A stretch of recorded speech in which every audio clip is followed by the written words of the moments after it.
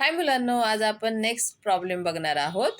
Cosec 75 degree plus theta minus sec 15 degree minus theta minus tan 55 degree theta plus cot 35 degree minus theta.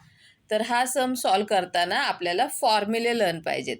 तर आपल्याला माहीत आहे formula की cosec 90 degree minus theta is equal to sec theta and sec 90 degree minus theta is equal to cosec theta.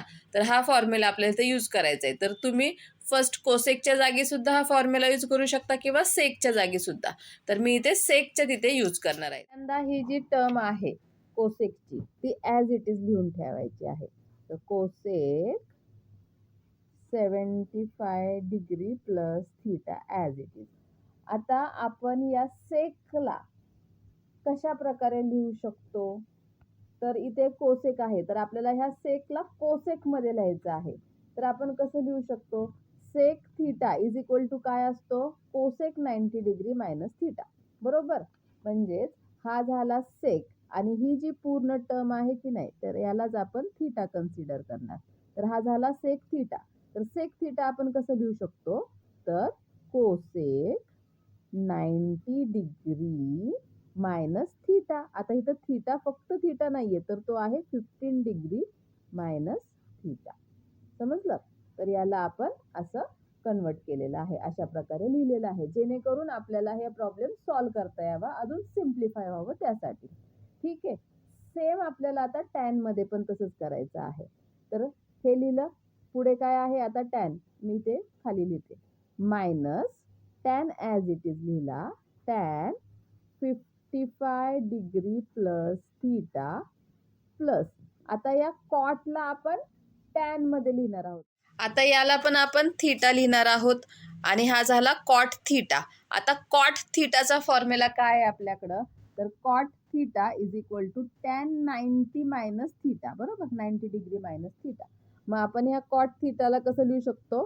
Tan 90 degree minus theta. Theta म्हणजे हा पूर्ण आहे, 35 degree minus theta. तर तो आपण इथे लिहिणार आहोत. ठीक आहे. इथं तुम्ही त्याचं कशावरून तुम्ही लिहिलं तर ते इथं तुम्ही फॉर्म्युले मेन्शन करू शकता. ओके. आपण कुठला फॉर्म्युला इथं यूज केलेला आहे?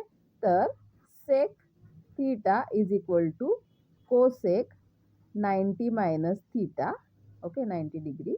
आणि इथे cot theta is equal to tan 90 degree minus theta. हे दोन फॉर्म्युले आपण इथे यूज केले, ह्याचं हे रिझन लिहिलेलं आहे. ठीक आहे, समजलं? आता कोसेक ही टर्म ॲज इट इज लिहिली. Cosec 75 degree plus theta. Okay, minus. आता हे आपण ब्रॅकेट ओपन करूयात.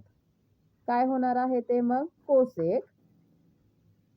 Cosec 90 degree as it is आहे, ही मायनस, ही ब्रॅकेट ओपन केल्यानंतर हे होणार आहे मायनस 15 डिग्री. आणि परत ह्या मायनसने आत ह्या मायनस थीटाला मल्टिप्लाय केल्यानंतर minus minus becomes plus theta. बरोबर? समजलं? सेम खाली टॅन साठी करूयात.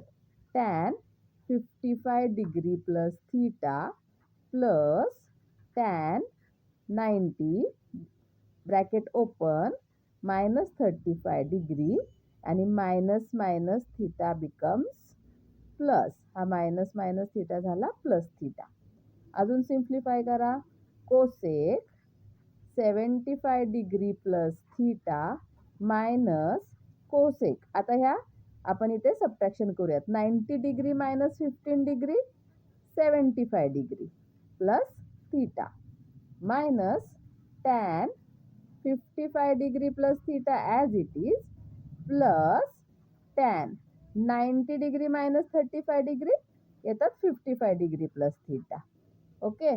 आता हा कोसेक 75 आहे, हा पण 75 डिग्री प्लस थीटा आहे, म्हणजे हे दोन्ही सेम झाले आणि ते मायनस आहेत, कॅन्सल आउट झाले. ओके.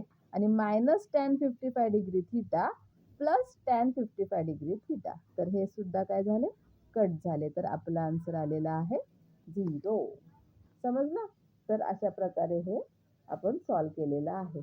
इथे तुम्ही मी इथे फॉर्म्युला पुट केला होता. तुम्ही कोसेकच्या इथे सुद्धा फॉर्म्युला पुट केलात आणि टॅनच्या इथे केलात तरी सुद्धा आन्सर तुम्हाला सेमच भेटणार आहे. ओके, समजलं? Bye bye.